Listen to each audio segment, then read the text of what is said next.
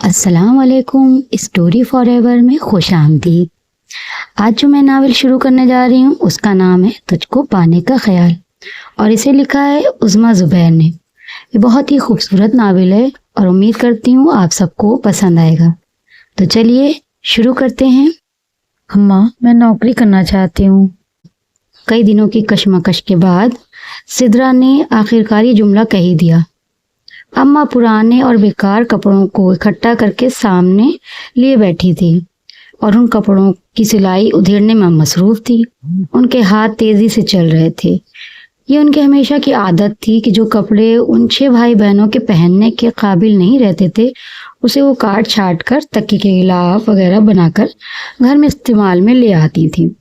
बेटी की बात सुनकर उन्होंने नागवारी से उसे घूरा। तुम्हारा बाबा जब घर आएगा फिर उससे बात कहना, गिन कर 10 जूते सर पर ना लगाए तो कहना बड़ी आई नौकरी करने वाली। पर अम्मा, इसमें बुराई क्या है? दोनों भाई छोटे हैं, स्कूल में पढ़ते हैं। अब्बा की महीने की तनख्वाह से मुश्किल से घर और सबकी पढ़ाई का खर्च चलता है। हाँ हाँ, बुराई तो कोई नहीं है। बस जरा लोग तेरे बाप की बरसों की बनी बनाई इज्जत पर कहे ही लगाएंगे कि बेटियों को इसलिए पढ़ाया है ताकि ये कमाई करें और घर लाएं। बेगैरत है ना जो ये ताना सुने। लोगों का क्या है, तो हमेशा दूसरों की टो में लगे रहते हैं। उनकी परवाह नहीं करना चाहिए। सिद्रा तुनक कर बोली। अम्मा ने उसे घूरा और तड़क कर बोली, है मैं पूछती हूँ, क्या तुम्हारी तालीम से तुम्हें यही सिखाया है कि बुजुर्गों का लिहाज खत्म कर दो? कि दुनिया में रहने के लिए दूसरों की परवाह करनी पड़ती है? कान खोलकर सुन लो, तुम्हारे बाबा कभी भी तुम्हारी नौकरी की इजाजत तुम्हें नहीं देंगे। बस ठीक है, जब मैं अब्बा से बात करूं तो आप बस खामोश ही रहिएगा। सिद्रा ये कहकर कुछ देर रुकी, लेकिन फिर अम्मा शुरू हो गई। मेरा बोलना तो तुम सब लोगों को चुभता है ना। कभी ये ना सोचना कि तुम्हारे भले को मना करती हूँ। अरे नौकरी करोगी तो सब रिश्तेदार और मोहल्ले वाले पूछेंगे, इतने अमीर नहीं हैं हम तो तुम्हारी नौकरी को तुम्हारा शौक कहकर सबके मुंह बंद कर दें। मालूम है सबको कि हम सफेद पोश लोगों के पास रुपए पैसे की कितनी तंगी होती है। वैसे भी लोगों का ख्याल है कि नौकरी करने वाली लड़कियां मजदूर घोड़ी की तरह बस अपनी मनमानी करती हैं। तुम्हारे बाबा भी गए तो मैं तुम्हें हरगिज इजाजत नहीं दूंगी। हमें लोगों की बातें नहीं सुननी। लोग आपको सिर्फ लोगों की परवाह है, अपने घर की, अपने बच्चों की जरा भी परवाह नहीं। आपको मामूली ख्वाहिशात और छोटी छोटी खुशियों के लिए तरस गए हैं हम सब। क्या सारी जिंदगी हम बहन भाइयों को यूं ही खुशियों के लिए तरसना पड़ेगा? मैंने सोचा है कि स्कूल में जब मैं काम करूंगी तो आए दिन अच्छे अच्छे कपड़े सिलवाऊंगी। दोनों बहनों को नई यूनिफॉर्म खरीद कर दूंगी। भाइयों को जोगर्स लेकर दूंगी। तीनों छोटे भाई बहन मोहल्ले के घर में टीवी देखने जाते हैं। 3-4 महीने तक घर में अपना टीवी खरीद कर रखूंगी। मगर आप पर तो हर वक्त दूसरे का खौफ सवार रहता है। जब कभी हमने अब्बा के रुपए मांगे तो आपने फौरन उन्हें टोक दिया कि कल को चारों बेटियों की शादी करनी होगी। अब्बा की तनख्वाह से हम अपनी जायज जरूरत भी पूरी नहीं कर सकते। आप इतना नहीं समझ पा रहे कि अगर मैं नौकरी कर लूंगी तो कम से कम अपनी जरूरियात को तो पूरा करने के लिए हमें अब्बा को परेशान नहीं करना पड़ेगा। सिद्रा अपने ख्यालात का इजहार करने के बाद सहन के बीच में ऊपर हाथ रखकर जोर जोर से रोना शुरू हो गई। फरीहा, तूबा और नायमा उसके रोने की आवाज सुनकर सहन में आ गई। अम्मा ने अपने पास बिखरे कपड़े परे हटाए और उठकर सिद्रा की कमर पर जोरदार हाथ जड़ दिए। उसके रोने की रफ्तार तेज हो गई तो उसके पास बैठकर भराई आवाज में बोली, दुश्मन नहीं हूं मैं तुम्हारी जो यूं रो टोक करती हूँ। अरे इस घर में किसी रियासत का शहजादा नहीं आएगा अपना रिश्ता लेकर। हमारे जैसे सफेद पोश लोग ही इधर का रुख करेंगे। बेटी, माँ के घर किफायत की आदत डालो ताकि अगले घर जाकर ठीक से घरदारी कर सकोगी, वरना तुम्हारे लिए मुश्किल हो जाएगी। तुम्हारी और दूसरी बहनें भी तो है, कभी एतराज नहीं करती। जो खाने को दे दो खाती हैं, जैसे पहनने को दे दो सब शुक्र करके पहन लेती हैं। एक तुम ही नाशुक्री हो, हर वक्त अपनी जरूरतों का रोना रोती रहती हो। मैं कुछ नहीं जानती, मुझे नौकरी करनी है बस, हर हालत में, हर सूरत में। मैंने इतना पढ़ा है, अगर मैं अपनी पढ़ाई से फायदा उठा लूं तो क्या हर्ज है इसमें? वो अपना रोना धोना छोड़कर जिद्दी और हटीले अंदाज में बोली। अम्मा उसके पास से उठकर अंदर जाते हुए कहने लगी, شام کو جب ابا آئیں گے تو کر لینا ان سے بات. میں تمہارے معاملے میں خاموش رہوں گی. ویسے بھی جب تک تمہیں ٹھوکر نہیں لگے گی میری بات تمہارے دماغ میں نہیں سمائے گی. وہ چپ چاپ بیٹھی سو سو کرنے لگی.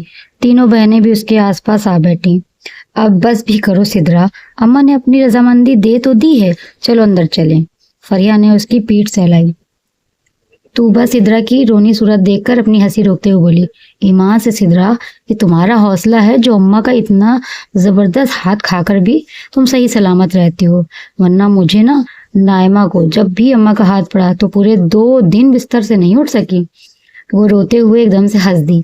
یہ سچ تھا کہ اماں کے آگے صرف وہی زبان چلاتی تھی, بدتمیزی تو نہیں کرتی تھی, مگر اماں کی روک ٹوک پر بحث ضرور کرتی تھی. اور جب اماں کو اس کی کسی بات کا جواب نہیں سوچتا تو وہ غصے میں آ کر اس کی کمر پر زور سے دھموکا جڑ دیتی تھی. مگر وہ فاصلہ رکھ کر اپنی بات جاری رکھتی تھی. جو جواب میں چپل کھینچ کر اسے دے مارتی تھی. وہ اچھل کر ادھر ادھر ہو جاتی اور ہم اپنا منہ دوسری طرف کر کے مسکرا پڑتی. دونوں ماں بیٹی میں نوک جھوک چلتی رہتی تھی. اماں, آپ کا نشانہ بڑا کچا ہے, مگر آپ پریکٹس جاری رکھیں. احمر اور احسن کے جوان ہونے تک آپ نشانہ لینے میں ماہر ہو جائیں گی. وہ اس کی حرکتوں اور باتوں سے بری طرح جھنجلا جاتی. ایک تو وہ بھلا کی ذہین اور خوبصورت تھی, اس پر یہ کہ سب ملنے جلنے والوں نے اس کی ذہانت اور حسن کی تعریفیں کر کر کے اسے سر چڑھا لیا تھا. اس لیے وہ ضدی اور کچھ خود سر بھی ہو گئی تھی. دوسروں کو قائل کرنے کی خوبی اس میں بہت تھی. وہ 4 بہنیں اور 2 بھائی تھے. سب سے بڑی فریحہ تھی جو میٹرک کے بعد اماں کے ساتھ گھرداری اور سلائی کڑھائی میں مصروف رہتی. چونکہ بڑی تھی اس لیے اسے گھر کے حالات کا پتہ تھا. اماں بھی زیادہ تر اسی کو اپنے دکھ سکھ میں ساتھ رکھتی. وہ اور اماں مل کر سلائی کڑھائی کر کے محلے اور عورتوں بچوں کے کپڑے کم قیمت پر سیتی تھی. فریحہ کے بعد اس کا نمبر تھا. بچپن سے ہی بہت تیز دماغ کی تھی اور پڑھائی کی شوقین تھی. 1 سال میں 2 کلاسز پروموٹ کی تھی. جب اس نے میٹرک A گریڈ سے پاس کیا تو ابا سے آگے پڑھنے کی فرمائش کر دی اور وہ مان گئے. اماں اس مہنگائی کے دور میں اپنی ان بیٹیوں کو صرف میٹرک تک ہی پڑھانا چاہتی تھیں, کیونکہ ابا ہیڈ کلرک تھے اور حلال کی روزی پر ایمان رکھنے والے.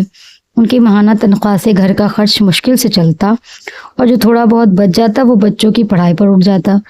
ابا نماز کے پابند تھے اور بڑی جلالی طبیعت کے تھے. اپنا سب بہن بھائیوں میں سدرا باپ سے زیادہ قریب تھی. جو ہی ابا گھر میں قدم رکھتے سب ادھر ادھر چھپ جاتے. وہ بھاگ بھاگ کر ابا کے چھوٹے موٹے کام کرتی تھی. چونکہ وہ زیادہ تر ان کی نگاہوں کے سامنے رہتی اس لیے وہ چاہے زیادہ پیار بھی اسی سے کرتے. اسے چھوٹی توبہ FA میں پڑھ رہی تھی. پھر نائمہ تھی جو ابھی 9ویں کلاس میں تھی. توبہ محلے کے بچوں کو گھر میں ٹیوشن پڑھا کر اپنی پڑھائی کا خرچہ پورا کرنے کی کوشش میں لگی رہتی. نائمہ کے بعد 2 جڑواں بھائی احمر اور احسن تھے جو 5ویں کلاس میں پڑھ رہے تھے.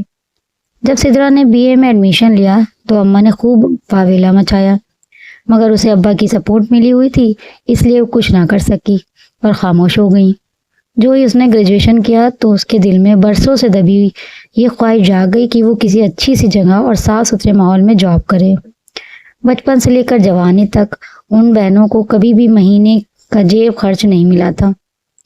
اگر کبھی کبھار ابا اس کی کسی کام سے خوش ہو کر اسے 50 یا 100 کا نوٹ پکڑا دیتے تو اماں یہ کہہ کر فوراً اس سے مانگ لیتی کہ بیٹیوں کو دوسرے گھر جانا ہوتا ہے اس لیے فضول خرچی کی عادت نہیں ڈالنی چاہیے.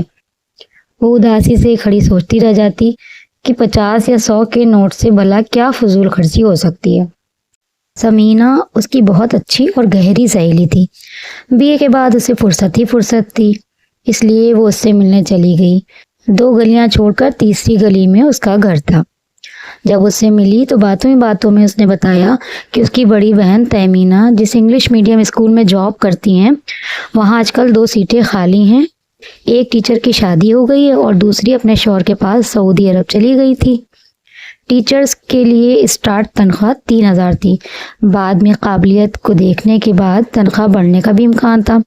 سدرا نے جوش میں آ کر سمینہ کے سامنے فوراً حامی بھر لی.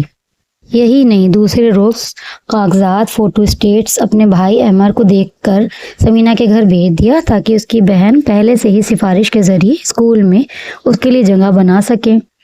घर में उसने 3-4 दिनों तक अपने अंदर हिम्मत पैदा की कि किस तरह अब्बा और अम्मा को इस जवाब के लिए राज़ी कर सके।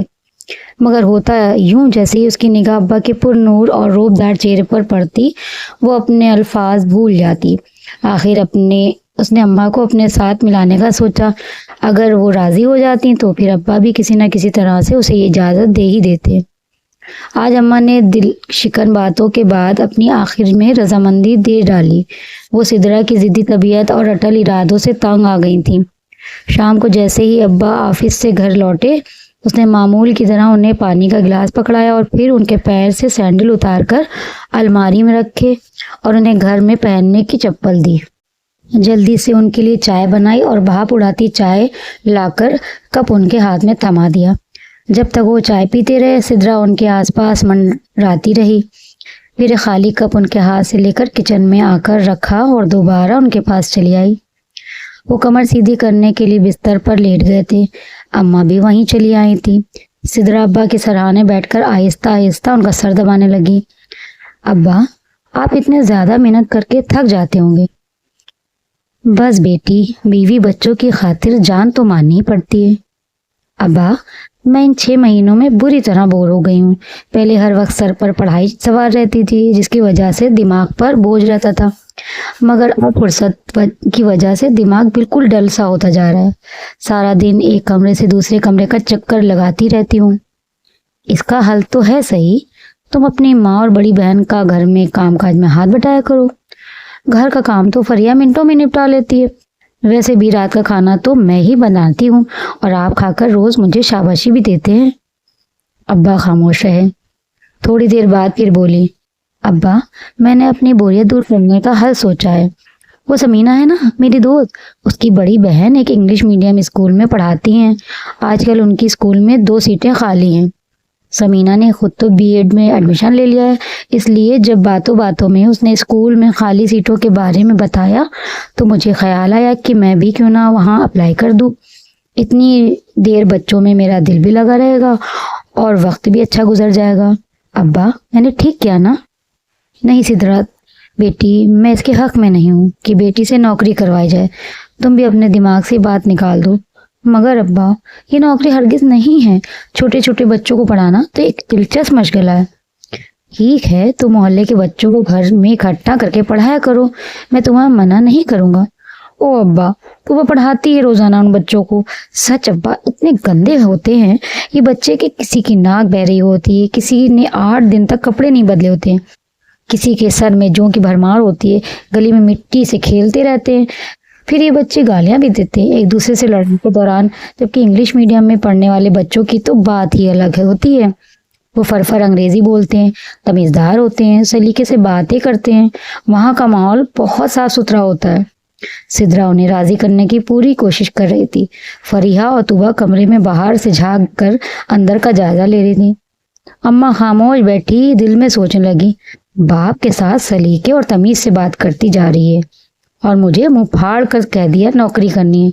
लो भला, मुझे भी अगर इसी तरह से कहती तो मैं भी खुशी से राजी हो जाती। जब अब्बा की खामोशी लंबी हो गई तो डरते डरते उसने पूछा, फिर अब्बा, आप मुझे इजाज़त दे रहे हैं ना? उन्होंने एक निगाह अपनी बेटी पर डाली, जो सर दबाने के बाद बड़ी आस लगाकर उनसे पूछ रही थी। वो कुछ सोच में डूब गए।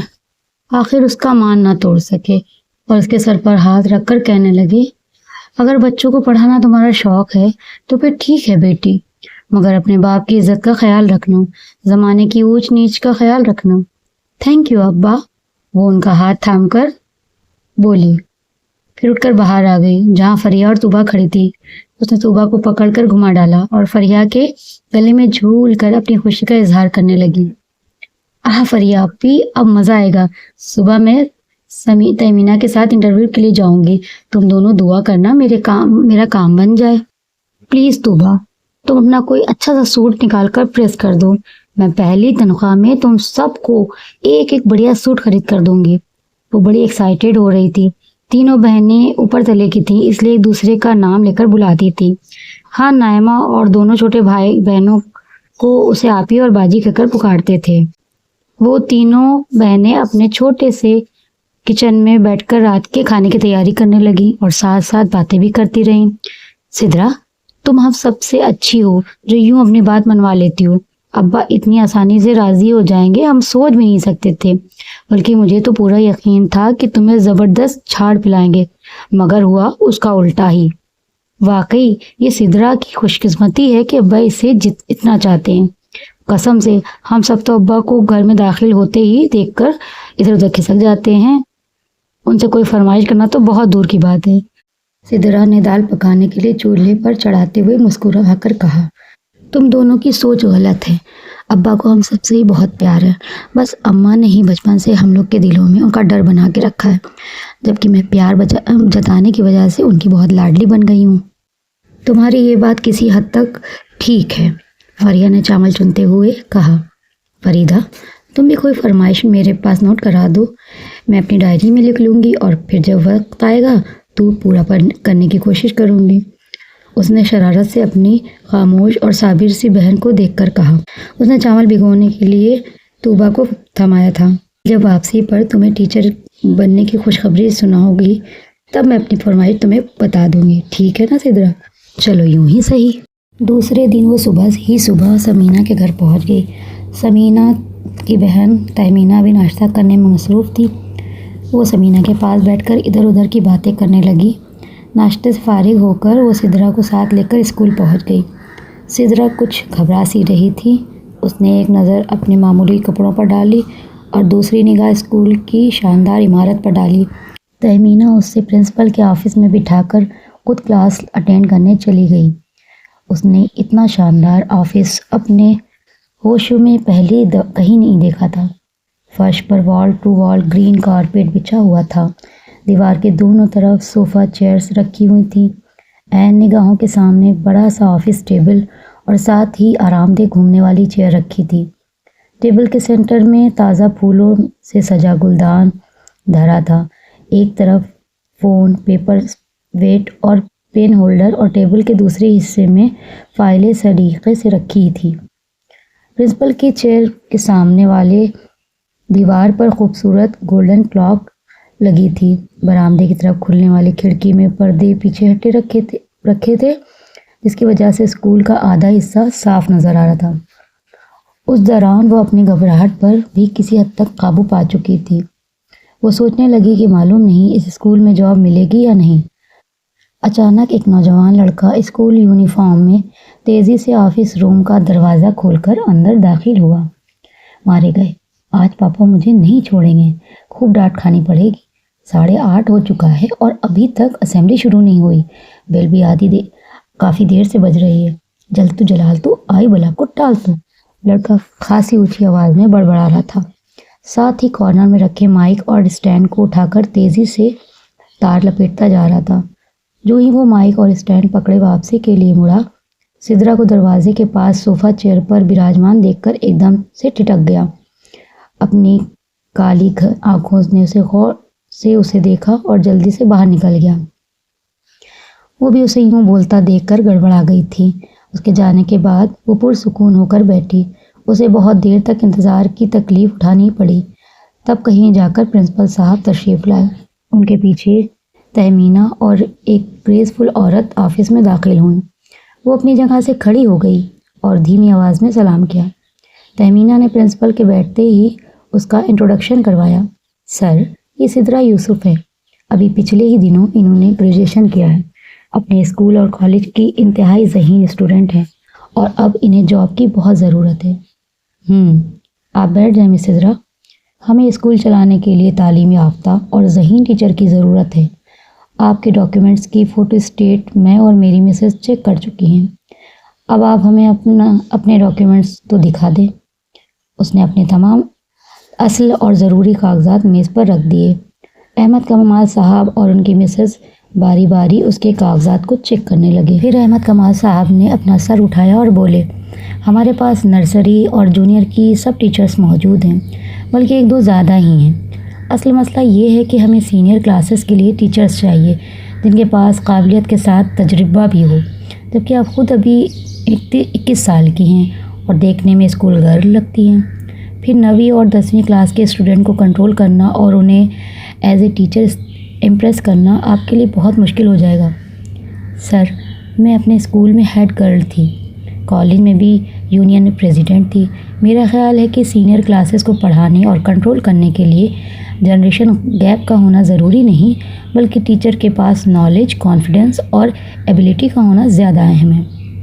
مسز کمال اسے بڑے غور سے دیکھ رہی تھیں، پھر اس سے پوچھنے لگیں، کیا آپ سینئر کلاسز کو اردو، سیوکس، ہسٹری اور دوسرے سبجیکٹ پڑھا سکیں گی؟ یس میڈم، یہ سب میں بڑی آسانی سے پڑھا سکتی ہوں، سدرا نے اعتماد سے کہا۔ Are you sure? پازیٹیولی۔ وہ بڑی پر اعتماد نظر آ رہی تھی۔ اوکے، آپ کو مس تہمینہ پیریڈس ٹائم کے بارے میں بتا دیں گی، اور آج آپ کا اسکول اسٹاف اور سینئر کلاسز سے بھی انٹروڈکشن بھی کروا دیں گی۔ رہی بات پے کی، تو سن لیں، آپ کی ماہانہ تنخواہ 3000 ہوگی۔ اگر آپ نے اچھا پڑھایا تو ہم آپ کو یہاں پرماننٹ رکھ لیں گے۔ اس اسکول کا رول ہے کہ جو ٹیچر اسٹوڈنٹ کو اچھے طریقے سے پڑھائے اسے سال کے آخر میں 6000 کا بونس بھی دیا جاتا ہے۔ اس رول کی وجہ سے ہمارے اسکول کا رزلٹ ہمیشہ ہی 100% کامیاب رہا ہے۔ مس تہمینہ، آپ انہیں اپنے ساتھ اسٹاف روم میں لے جائیں، کل سے یہ مس سدرا یوسف ریگولر کلاسز شروع کر دیں گی۔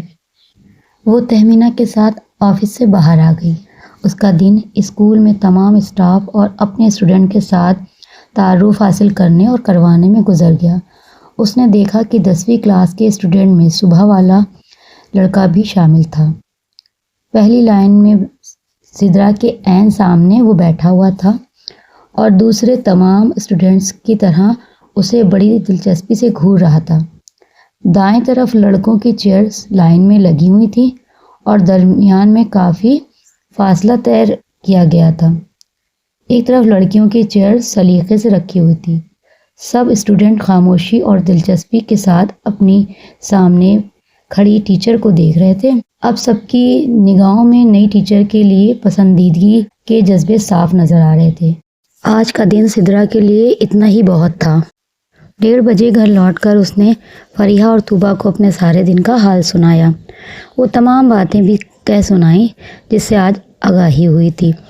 احمد کمال اور ان کی مسز دونوں اکٹھے اسکول چلاتے تھے۔ دونوں ہائی ایجوکیٹڈ تھے۔ اسکول کے لیے جگہ اور عمارت اپنے پیسوں سے تعمیر کروائی تھی۔ ان کا اسکول تھوڑے ہی عرصے میں بہترین تعلیم کی وجہ سے بڑا مشہور ہو گیا تھا۔ مسٹر اور مسز احمد کمال اپنے اسٹاف کا خاص دھیان رکھتے تھے۔ ان کا اکلوتا بیٹا ارغمان کمال اسی اسکول میں 10ویں کلاس میں پڑھتا تھا۔ وہ بہت ذہین تھا۔ وہ گیم وغیرہ میں پہلا انعام حاصل کرتا، ہر سال کی فیئرویل پارٹی میں اداکاری کے جوہر دکھاتا اور پورے اسکول کا بھی اپنے اسٹاف کی جان تھا۔ ماں باپ کا اسکول ہونے کی وجہ سے وہ کسی کی کو خاطر میں نہیں لاتا تھا۔ اب یہ تینوں بہنیں جانے کتنی دیر اور باتیں بگھارتی رہتی کہ اماں نے کمرے میں آ کر ان سے کہا، لڑکیوں شام ہو رہی ہے، چھت پر جو کپڑے دھو کر پھیلائے وہ جلدی سے اتار کر لاؤ، تمہارے ابا کے آنے کا بھی وقت ہو رہا ہے۔ آج تو تم اپنی بہنوں کی باتیں ختم ہونے پر نہیں آ رہی ہیں۔ فریدہ اٹھ کر چھت پر کپڑے اتارنے چلی گئی۔ سدرا اپنی چھوٹی بہن نائمہ اور دونوں چھوٹے بھائیوں احمر اور احسن کو اسکول کا کام کروانے لگی اور سبق سننے لگی۔ طوبیٰ نے کالج یونیفارم دھونے کے لیے صحن میں لگے نل کا رخ کیا، جہاں اب جا کر پانی آنے کے آثار پیدا ہوئے تھے۔ دوسرے دن اس نے کلاسز لینی شروع کر دی۔ شروع میں سینئر اسٹوڈنٹ کو پڑھاتے ہوئے اسے خاصی مشکل پیش آئی، مگر پھر کچھ دنوں کے بعد وہ 10ویں کلاس کا اردو پیریڈز لینے کلاس روم میں جو ہی گئی، تمام اسٹوڈنٹ سے بڑے زوردار طریقے سے اسے سلام کیا۔ طیبہ نذیر نے آگے بڑھ کر کلاس روم کا دروازہ بند کر دیا۔ خیریت تو ہے؟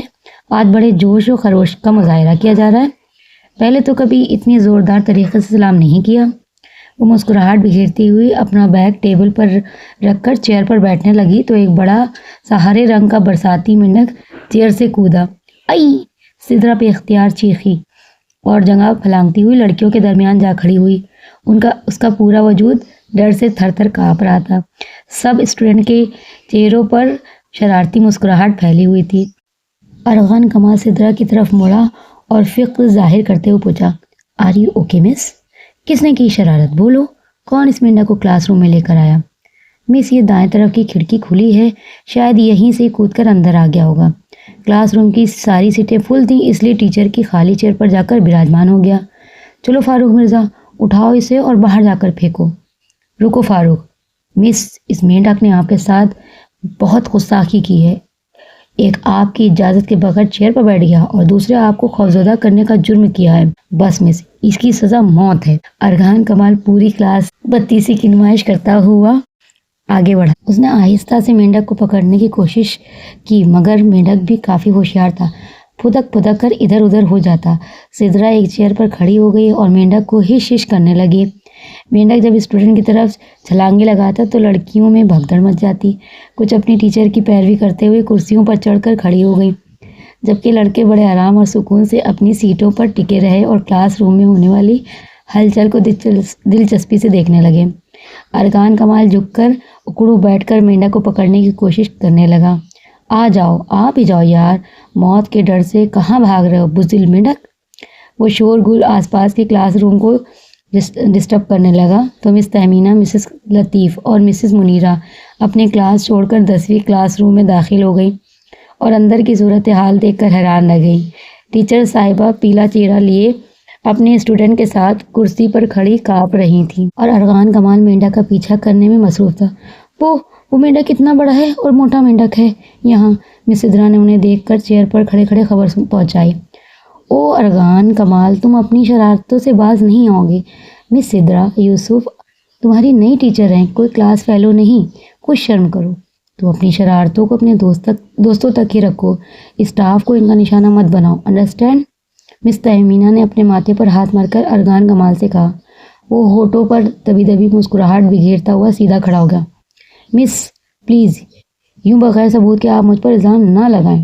میں ہمیشہ آپ سب ٹیچرز اور پرنسپل صاحبہ سے ریکویسٹ کرتا ہوں کہ جس روز اسکول میں کسی ایک بھی اسٹوڈنٹ نے یہ کمپلین کی کہ اسکول میں ہونے والی شرارتوں کے پیچھے میرا ہاتھ ہے تو میں ہر طرح کی سزا بھگتنے کے لیے تیار ہوں. اور یہ بات تم اچھی طرح سے جانتے ہو کہ تمہارے خلاف کبھی کوئی کمپلین نہیں کرے گا کیونکہ تم اس اسکول کا فخر اور مان ہو.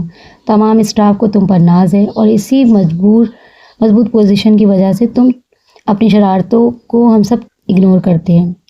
ارغان کمال نے آگے بڑھ کر مینڈک کی ٹانگیں پکڑ لیں اور بازو گھما کر کھلی کھڑکی سے مینڈک کو بہت دور پھینک دیا اور پھر ہاتھ جھاڑتا ہوا اپنی سیٹ پر ٹک گیا اور پھر اپنا چہرہ سدرا کی طرف موڑ کر کہنے لگا.